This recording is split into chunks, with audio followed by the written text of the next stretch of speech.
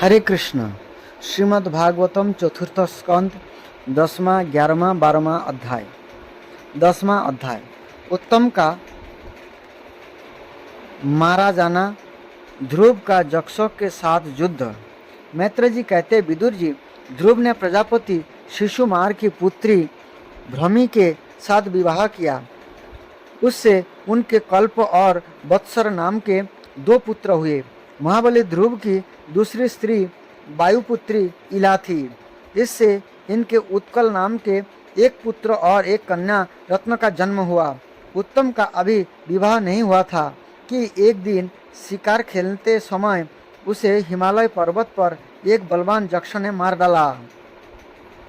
उसके साथ उसकी माता भी परलोक सिधार गई।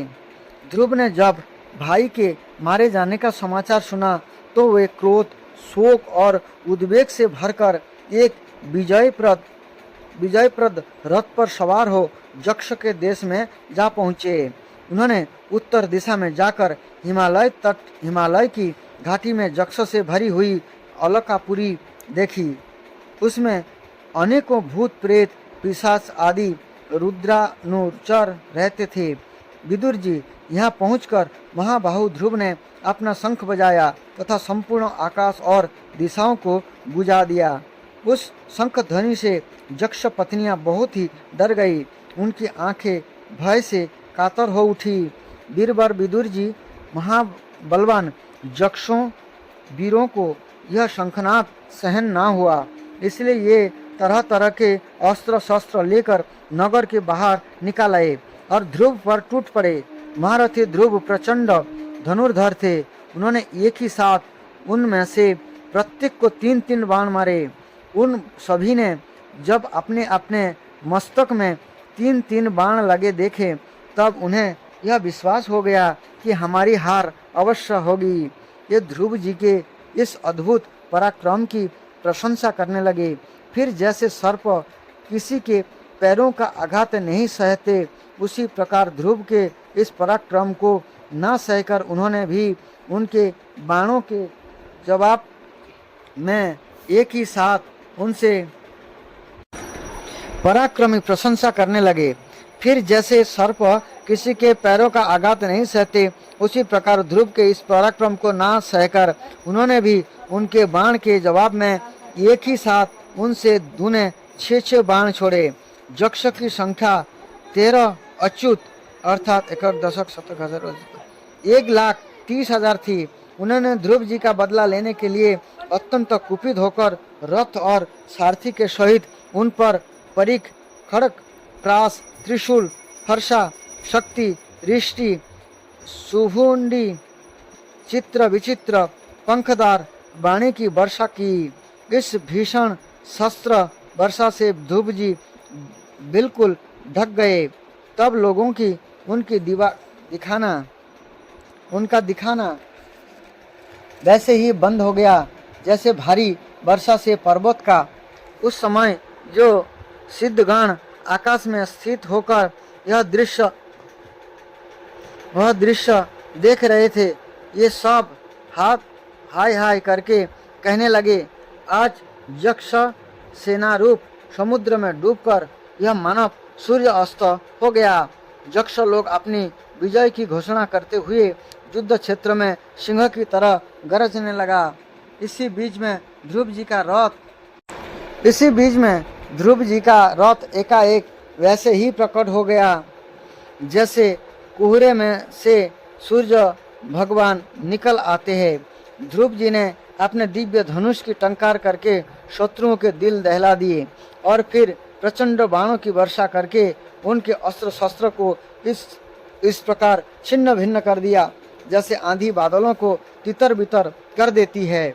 उनके धनुष से छूटे हुए तीखे तीर यक्ष राक्षसों के कवचों को भेद कर इसी प्रकार उनके शरीर में घुस गए जैसे इंद्र के छोड़े हुए वज्र पर्वतों में प्रवेश कर गए थे। विदुर जी, महाराज ध्रुव के बाणों से कटे हुए यक्षों के सुंदर कुंडल मंडित मस्तकों से सुनहरी ताल वृक्ष के समान जांघों से वलय विभूषित आहुओं से हार, भुजबंध, मुकुट और बहुमूल्य पगड़ियों से पटी हुई यह वीरों के मन को लुभाने वाली समर भूमि बड़ी शोभा पा रही थी। जो यक्ष किसी प्रकार जीवित बचे, ये क्षत्रिय प्रवर ध्रुव जी के बाणों से प्राय अंग भंग भिन्न हो जाने के कारण युद्ध क्रीड़ा में सिंह के परास्त हुए गजराज के समान मैदान छोड़कर भाग गए। नरश्रेष्ठ ध्रुव जी ने देखा कि उस विस्तृत रणभूमि में अब एक भी शत्रु अस्त्र शस्त्र लिए उनके सामने नहीं है, तो उनकी इच्छा अलकापुरी देखने की हुई, किंतु ये पुरी के भीतर नहीं गए। ये मायावी क्या करना चाहते हैं, इस बात का मनुष्य को पता नहीं लग सकता। सारथियों से इस प्रकार कहकर ये उस विचित्र रथ में बैठे रहे तथा शत्रु के नवीन आक्रमण की आकांक्षा से सावधान हो गए। इतने में ही उन्हें समुद्र की गर्जना के समान आंधी का भीषण शब्द सुनाई दिया तथा दिशाओं में उड़ती हुई धूल भी दिखाई दी। एक क्षण में ही सारा आकाश मेघमाला से घिर गया। सौंप और भयंकर गड़गड़ाहट के साथ बिजली चमकने लगी। निष्पा विदुर जी, उन बादलों से खून, कफ, पीप, विष्ठा, मूत्र एवं चर्बी की वर्षा होने लगी और ध्रुव जी के आगे आकाश से बहुत से धड़ गिरने लगे। फिर आकाश में एक पर्वत दिखाई दिया और सभी दिशाओं में पत्थरों के वर्षा के साथ गदा, परीख, तलवार और मुसल गिरने लगे। उन्होंने देखा कि बहुत से सर्प वज्र की तरह फुफकार मारने रोषपूर्ण नेत्र से आग की चिंगारियां उगलते आ रहे हैं। झुंड के झुंड मत वाले हाथी, सिंह और बाघ भी दौड़े चले आ रहे हैं। प्रलय काल के समान भयंकर समुद्र अपनी उत्ताल तरंगों से पृथ्वी को सौंप ओर से डुबाता हुआ बड़ी भीषण गर्जना के साथ उनकी ओर बढ़ रहा है। क्रूर स्वभाव असुर ने अपनी असुरी माया से ऐसे ही बहुत से कौतुक दिखलाए जिनसे कायरों के मन कांप सकते थे। ध्रुव जी पर असुरों ने अपनी दुस्तर माया फैलाई है। यह सुनकर यहाँ कुछ मुनियों ने आकर उनके लिए मंगल कामना की। उत्तानपाद नंदन ध्रुव, शरणागत भयभंजन संगपाणी, भगवान नारायण तुम्हारे शत्रुओं का संहार करे। भगवान तो नाम ही ऐसा है जिसके सुनते ही कीर्तन करने मात्र से मनुष्य दुस्तर मृत्यु के मुख से अनायास ही बच जाता है।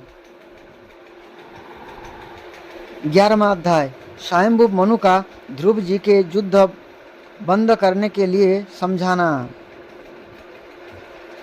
मैत्र जी कहते हैं, विदुर जी, ऋषियों का ऐसा कथन सुनकर महाराज ध्रुव ने आचमन कर श्री नारायण के बनाए हुए नारायण अस्त्र को अपने धनुष पर चढ़ाया।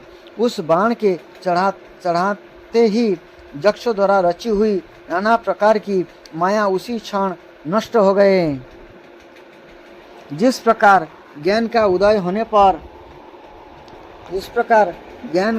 होने पर अभिधा आदि क्लेश नष्ट हो जाते हैं, ऋषिवर नारायण के द्वारा अभिकृत उस अस्त्र को धनुष पर चढ़ाते ही उससे राजहंस के से पक्ष और सेना के फल वाले बड़े तीखे बाण निकले और जिस प्रकार मयूर केराबर करते वन में घुस जाते हैं, उसी प्रकार भयानक साय साय शब्द करते हुए ये शत्रु की सेना में घुस गए।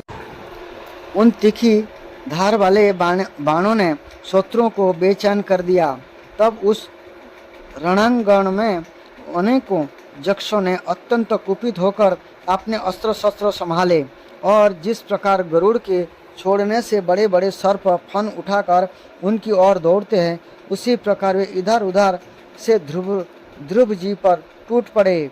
उन्हें सामने आते देखकर ध्रुव जी ने अपना बाण द्वारा उनकी भुजाएं, जांघें, कंधे और उदर आदि अंग प्रत्यंगों को छिन्न भिन्न कर उन्हें उस सर्वश्रेष्ठ लोक सत्य लोक में भेज दिया, जिसमें ऊर्ध्वरेता मुनिगण सूर्य मंडल का भेदन करके जाते हैं। अब उनके पितामह स्वयंभू मनु देखा कि विचित्र रथ पर चढ़े हुए ध्रुव अनेकों निरपराध यक्षों को मार रहे हैं, तो उन्हें उन पर बहुत दया आई। ये बहुत से ऋषियों को साथ लेकर यहाँ आए और अपने पुत्र ध्रुव को समझाने लगा। मुनि जी ने कहा, बेटा बस बस, अधिक क्रोध करना ठीक नहीं। यह पापी नरक का द्वार है। इसी के वशीभूत होकर तुमने इन निरपराध यक्षों का वध किया है। तात, तुम जो निर्दोष यक्षों के संहार पर उतर रहे हो, यह हमारे कुल के योग्य कर्म नहीं है। साधु पुरुष इसकी बड़ी निंदा करते हैं। बेटा, तुम्हारा अपने भाई पर बड़ा अनुराग था, यह तो ठीक है, परंतु देखो उसके वध से संतप्त होकर तुमने एक यक्ष के अपराध करने पर प्रसंगवश कितनों की हत्या कर डाली। इस जड़ शरीर को ही आत्मा मानकर इसके लिए पशुओं की भांति प्राणियों की हिंसा करना, यह भगवत सेवी साधुजनों का मार्ग नहीं है। प्रभु की आराधना करना बड़ा कठिन है, परंतु तुमने तो लड़कपन में ही संपूर्ण भूतों के आश्रय स्थान श्री हरि की सर्वभूत आत्मा भाव से आराधना करके उनका परम पद प्राप्त कर लिया है। तुम्हें तो प्रभु भी अपना प्रिय भक्त समझते हैं तथा भक्तजन भी तुम्हारा आदर करते हैं। तुम साधु जनों के प्रथम पथ प्रदर्शक हो, फिर भी तुमने ऐसा निंदनीय कर्म कैसे किया? सर्वात्मा श्री हरि तो अपने बड़े पुरुषों के प्रति सहनशीलता, छोटों के प्रति दया, बराबर वालों के साथ मित्रता और समस्त जीवों के साथ समता का वार्ताव करने से ही प्रसन्न होते हैं। और प्रभु के प्रसन्न हो जाने पर पुरुष प्राकृत गुण एवं उनके कार्य रूप लिंग शरीर से छूटकर परम आनंद स्वरूप ब्रह्म पर प्राप्त कर लेता है। बेटा ध्रुव, देहादि के रूप में परिणत हुए पंचभूत से ही स्त्री पुरुष का आविर्भाव होता है और फिर उनके पारंपरिक समागम से दूसरे स्त्री पुरुष उत्पन्न होते हैं। ध्रुव, इस प्रकार भगवान की माया से सत्यादि गुणों में न्यूनाधिक भाव होने से ही जैसे भूतों द्वारा शरीरों की रचना होती है, ऐसे ही उनकी स्थिति और प्रलय भी होते हैं। पुरुष श्रेष्ठ निर्गुण परमात्मा तो इनमें केवल निमित्त मात्र है। इसके आश्रय से यह कारणात्मक जगत इसी प्रकार भ्रमता रहता है जैसे चुंबक के श्राप से लोहा काल शक्ति के द्वारा क्रमशः सत्य आदि गुणों में क्षोभ होने से लीलामय भगवान की शक्ति भी सृष्टि आदि के रूप में विभक्त हो जाती है। अतः भगवान अकर्ता होकर भी जगत की रचना करते हैं और संहार करने वाले न होकर भी इसका संहार करते हैं। सचमुच उन अनंत प्रभु की लीला सर्वथा अचिंतनीय है। ध्रुव, ये काल रूप अव्यय परमात्मा ही स्वयं अंतरहित होकर भी जगत का अंत करने वाले हैं तथा अनादि होकर भी सबके आदि करता है। यही एक जीव से दूसरे जीव को उत्पन्न कर संसार की सृष्टि करते हैं तथा मृत्यु के द्वारा मारने वालों को भी मरवा कर उसका संहार करते हैं। एक काल भगवान संपूर्ण सृष्टि में समान रूप से अनुप्रविष्ट है। उनका ना तो कोई मित्र पक्ष है और न शत्रु पक्ष। जैसे वायु के चलने पर धूल उसके साथ साथ उड़ती है, उसी प्रकार समस्त जीव अपने अपने कर्मों के अधीन होकर काल की गति का अनुसरण करते हैं। अपने अपने कर्मानुसार सुख दुख आदि फल भोगते हैं। सर्व समर्थ श्रीहरि कर्म बंधन में बंधे हुए जीव की आयु की वृद्धि और दक्ष का विधान करते हैं, परंतु ये स्वयं इन दोनों से रहित और अपने स्वरूप में स्थित है। राजन, इन परमात्मा को ही मीमांसक लोक कर्म चार्वाक स्वभाव वैशेषिक मतावलंबी काल ज्योतिषी देव और काम शास्त्री काम करते हैं। ये किसी भी इंद्रियों या प्राण के विषय नहीं है। महत आदि अनेक शक्तियाँ भी उन्हीं से प्रकट हुई है। ये क्या करना चाहते हैं, इस बात को भी संसार में कोई भी नहीं जानता। फिर अपने मूल कारण उन प्रभु को तो जान ही कौन सकता है। बेटा, ये कुबेर के अनुचर तुम्हारे भाई को मारने वाले नहीं है, क्योंकि मनुष्य के जन्म मरण का वास्तविक कारण तो ईश्वर है। एकमात्र वही संसार को रचता, पालता और नष्ट करता है, किंतु अहंकार शून्य होने के कारण इसके गुण और कर्मों से यह सदा निर्लेप रहता है। ये संपूर्ण प्राणियों के अंतरात्मा, नियंता और रक्षा करने वाले प्रभु ही अपनी माया शक्ति से युक्त होकर समस्त जीवों का सृजन, पालन और संहार करते हैं। जिस प्रकार नाक में नकल पड़े हुए बैल अपने मालिक का बोझ ढोते रहते हैं, उसी प्रकार जगत की रचना करने वाले ब्रह्मा आदि भी नाम रूप डोरी से बंधे हुए उन्हीं की आज्ञा का पालन करते हैं। ये अभक्तों के लिए मृत्यु रूप और भक्तों के लिए अमृत रूप है तथा संसार के एकमात्र आश्रय है। तात तुम सब प्रकार की उन्हीं परमात्मा की शरण लो। तुम 5 वर्ष की ही अवस्था में अपनी सौतेली माता के बाणों से मर्माहत होकर माँ की गोद छोड़कर वन को चले गए थे।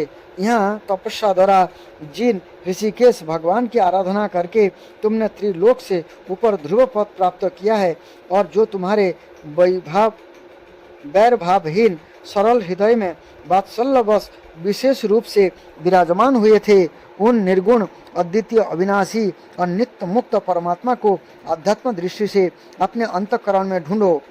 उनमें यह भेदभावमय प्रपंच ना कर होने पर भी प्रतीत हो रहा है। ऐसा करने से सर्वशक्ति संपन्न परमानंद स्वरूप सर्व अंतर्जामी भगवान अनंत में तुम्हारी सुदृढ़ भक्ति होगी, और उसके प्रभाव से तुम मैं मेरेपन के रूप में दृढ़ हुई अविधा की गांठ को काट डालोगे। राजन, तुम जिस प्रकार औषधियों से रोग शांत किया जाता है, उसी प्रकार मैंने तुम्हें जो कुछ उपदेश दिया है उस पर विचार करके अपने क्रोध को शांत करो। क्रोध कल्याण मार्ग का बड़ा ही विरोधी है। भगवान तुम्हारा मंगल करे।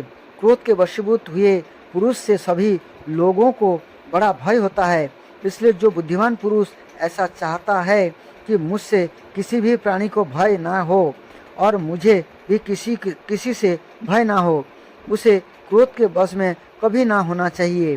तुमने जो यह समझकर कि मैं मेरे भाई के मारने वाले है इतने यक्ष का संहार किया है, इससे तुम्हारे द्वारा भगवान शंकर के सखा कुबेर जी का बड़ा अपराध हुआ है।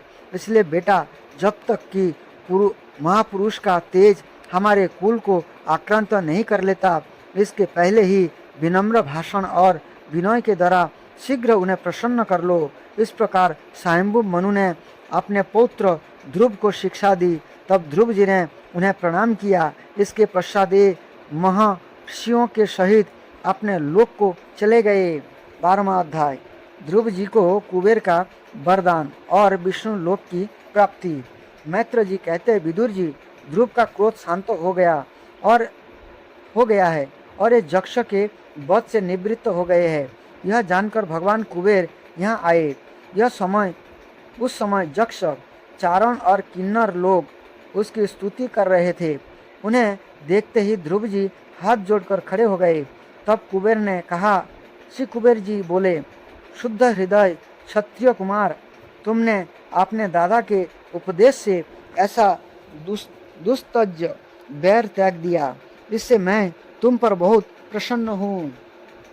वास्तव में ना तुमने यक्षों को मारा है और ना यक्ष ने तुम्हारे भाई को। समस्त जीवों की उत्पत्ति और विनाश का कारण तो एकमात्र काल ही है। वह मैं तू आदि मिथ्या बुद्धि तो जीवों को अज्ञान व स्वप्न के समान शरीर आदि की ही आत्मा मानने से उत्पन्न होता है। इसी से मनुष्य को बंधन एवं सुख आदि विपरीत अवस्थाओं की प्राप्ति होती है। ध्रुव, अब तुम जाओ, भगवान तुम्हारा मंगल करे।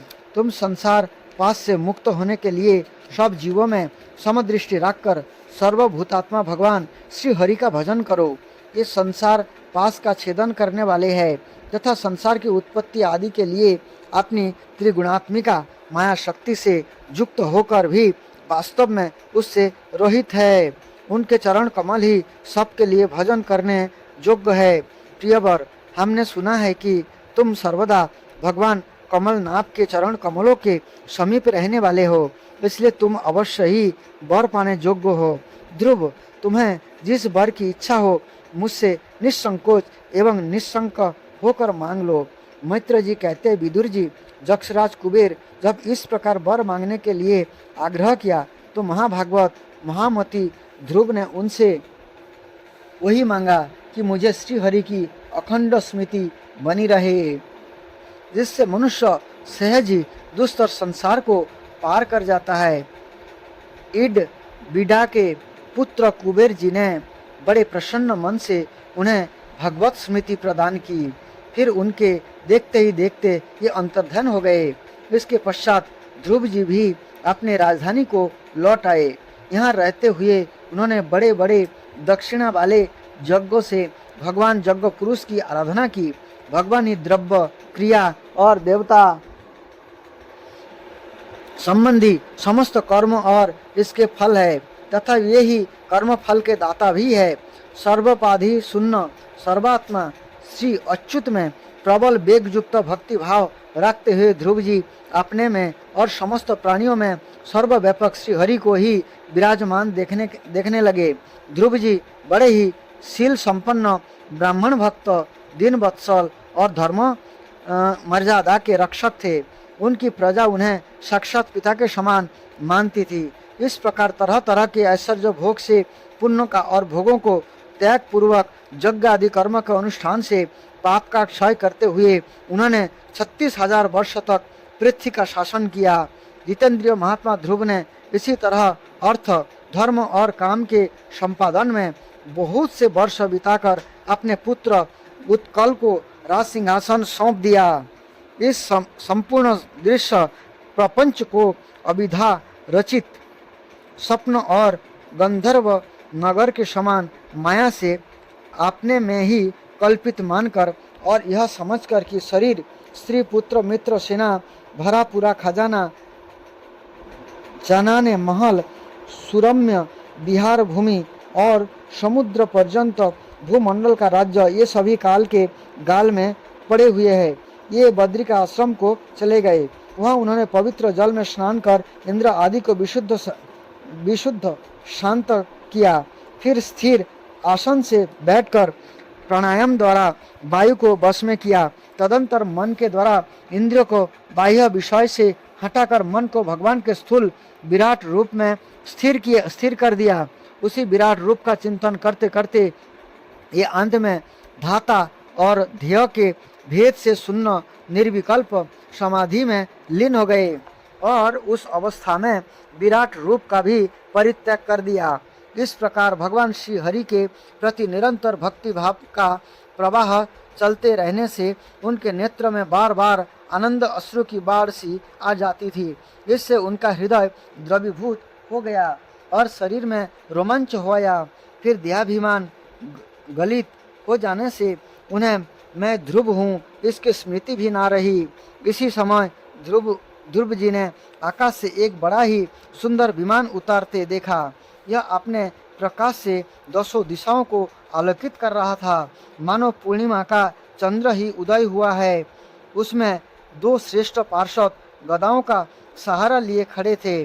उनके 4 भुजाएं थी, सुंदर श्याम शरीर था, किशोर अवस्था थी और अरुण कमलों के समान नेत्र थे। ये सुंदर वस्त्र, किरीट, हार, भुजबंध और अति मनोहर कुंडल धारण किए हुए थे। उन्हें पुण्य श्लोक श्री हरि के सेवक जान ध्रुव जी हड़बड़ाहट में पूजा आदि का क्रम भूलकर सहसा खड़े हो गए और ये भगवान के पार्षद में प्रधान है ऐसा समझकर उन्होंने श्री मधुसूदन के नामों का कीर्तन करते हुए उन्हें हाथ जोड़कर प्रणाम किया। ध्रुव जी का मन भगवान के चरण कमलों में तल्लीन हो गया और वे हाथ जोड़कर बड़ी नम्रता से सिर नीचा किए खड़े रह गए। तब श्री हरि के प्रिय पार्षद सुनंद और नंद ने उनके पास जाकर मुस्कुराते हुए कहा। सुनंद और नंद कहने लगे, राजन, आपका कल्याण हो। आप सावधान होकर हमारी बात सुनिए। आपने 5 वर्ष की अवस्था में ही तपस्या करके सर्वस्वर भगवान को प्रसन्न कर लिया था। हम उन्हीं निखिल जगन नियंता संगपाणी भगवान विष्णु के सेवक है और आपको भगवान के धाम में ले जाने के लिए यहाँ आए हैं। आपने अपनी भक्ति के प्रभाव से विष्णु लोक का अधिकार प्राप्त किया है, जो औरों के लिए बड़ा दुर्लभ है। परम ज्ञानी सप्तर्षि भी वहाँ तक नहीं पहुँच सके। ये नीचे से केवल उसे देखते रहते हैं। सूर्य और चंद्रमा आदि ग्रह, नक्षत्र एवं तारागण भी उसकी प्रदक्षिणा किया करते हैं। चलिए आप इसी विष्णु धाम में निवास कीजिए। प्रियवर, आज तक आपके पूर्वज तथा और कोई भी इस पद पर कभी नहीं पहुंच सके। भगवान विष्णु का यह परम धाम सारे संसार का वंदनीय है। आप यहाँ चलकर विराजमान हो। आयुष्मान यह श्रेष्ठ विमान पुण्य श्लोक शिखामणि श्री हरि ने आपके लिए ही भेजा है। आप उस पर चढ़ने योग्य है। श्री मैत्र जी कहते हैं, भगवान के प्रमुख पार्षदों के ये अमृतमय वचन सुनकर परम भागवत ध्रुव जी ने स्नान किया। फिर संध्या बंदन आदि नित्य कर्म से निवृत्त हो मांगलिक अलंकार आदि धारण किए। बद्रिका आश्रम में रहने वाले मुनियों को प्रणाम करके उनका आशीर्वाद लिया। इसके बाद उस श्रेष्ठ विमानों की पूजा और प्रदक्षिणा की और पार्षदों को प्रणाम कर सुवर्ण के समान कांतिमान दिव्य रूप धारण कर उस पर चढ़ने को तैयार हुए। इतने में ही ध्रुव जी ने देखा कि काल मूर्तिमान होकर उनके सामने खड़ा है। तब ये मृत्यु के सिर पर पैर रखकर उस समय अद्भुत विमान पर चढ़ गए। उस समय आकाश में दुंदुभी, मृदंग और ढोल आदि बाजे बजने लगे। श्रेष्ठ गंधर्व गान करने लगे और फूलों की वर्षा होने लगी। विमान पर बैठकर ध्रुव जी जो ही भगवान के धाम को जाने के लिए तैयार हुए, तो ही उन्हें अपना माता सुनीति को स्मरण हो आया। ये सोचने लगे, क्या मैं बेचारी माता को छोड़कर अकेला ही दुर्लभ वैकुंठ धाम को जाऊंगा। नंद और सुनंद ने ध्रुव के हृदय की बात जानकर उन्हें दिखलाया कि देवी सुनीति आगे आगे दूसरे विमानों पर जा रही है।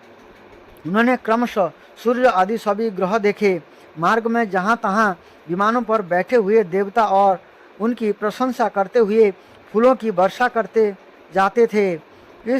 उस दिव्य विमानों पर बैठकर ध्रुव जी त्रिलोक को पार कर सप्तर्षि मंडल से भी ऊपर भगवान विष्णु के नित्य धाम में पहुँचे। इस प्रकार उन्होंने अविचल गति प्राप्त की। यह दिव्य धाम अपने ही प्रकाश से प्रकाशित है। इसी के प्रकाश से तीनों लोक प्रकाशित है। इसमें जीवों पर निर्दयता करने वाले पुरुष नहीं जा सकते। यहाँ जो उन्हीं की पहुँच होती है जो दिन रात प्राणियों के कल्याण के लिए शुभ कर्म ही करते रहते हैं, जो शांत, समदर्शी, शुद्ध और सब प्राणियों को प्रसन्न करने वाले हैं तथा भगवत भक्तों को ही अपना एकमात्र सच्चा सुहृद मानते हैं। ऐसे लोग सुगमता से ही इस भगवत धाम को प्राप्त कर लेते हैं। इस प्रकार उत्तानपाद के पुत्र भगवत परायण श्री ध्रुव जी तीनों लोकों के ऊपर उसके निर्मल चूड़ामणि के समान विराजमान हुए। कुरुनंदन, जिस प्रकार दाएं चलाने के समय खंबे के चारों ओर बैल घूमते हैं, उसी प्रकार वह गंभीर वेग वाला ज्योतिष चक्र उस अविनाशी लोक के आश्रय ही निरंतर घूमता रहता है। उसी महिमा देखकर देवर्षि नारद ने प्रचेताओं की यज्ञशाला में वीणा बजाकर ये 3 श्लोक गाए थे। नारद जी ने कहा था, इसमें संध्या नहीं, पति परायण सुनीति के पुत्र ध्रुव ने तपस्या द्वारा अद्भुत शक्ति संचित करके जो गति पाया है, उसे भगवत धाम की आलोचना करके वेदवादी मुनिगण भी नहीं पा सकते। फिर राजाओं की तो बात ही क्या है। वह ये 5 वर्ष की अवस्था में ही सतेली माता के बागबानों से मर्माहत होकर दुखी हृदय से वन में चले गए और मेरे उपदेश के अनुसार आचरण करके ही उन अजय प्रभु को जीत लिया, जो केवल अपने भक्तों के गुणों से ही बस में होते हैं। ध्रुव जी ने तो 5-6 वर्ष की अवस्था में कुछ दिनों की तपस्या ही भगवान को प्रसन्न करके उनका परम पद प्राप्त कर लिया, किंतु उनके अधिकृत किए हुए उस पद को भूमंडल के कोई दूसरा क्षत्रिय क्या वर्षों तक तपस्या करके भी पा सकता है। मित्र जी कहते, विदुर जी, तुमने मुझसे उदार कीर्ति ध्रुव जी के चरित्र के विषय में पूछा था, तो मैंने तुम्हें यह पूरा का पूरा सुना दिया। साधुजन इस चरित्र की बड़ी प्रशंसा करते हैं। यह धन, जस और आयु की वृद्धि करने वाला परम पवित्र और अत्यंत मंगलमय है। इससे स्वर्ग और अविनाशी पद भी प्राप्त हो सकता है। यह देवत्व की प्राप्ति कराने वाले बड़ा ही प्रशंसनीय और समस्त पापों को नाश करने वाला है। भगवत भक्त ध्रुव के इस पवित्र चरित्र को जो श्रद्धापूर्वक बार बार सुनता है, उन्हें भगवान की भक्ति प्राप्त होता है, जिससे उनके सभी दुखों का नाश हो जाता है।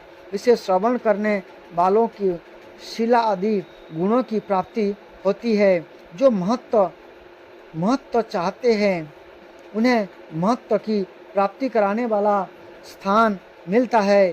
जो तेज चाहते हैं, उन्हें तेज प्राप्त होता है और मनुष्यों का मान बढ़ाता है। पवित्र कीर्ति ध्रुव ने जो इस महान चरित्र को प्रातः और सायंकाल ब्रह्मादि द्विजातियों समाज में एकाग्र चित्त से कीर्तन करना चाहिए।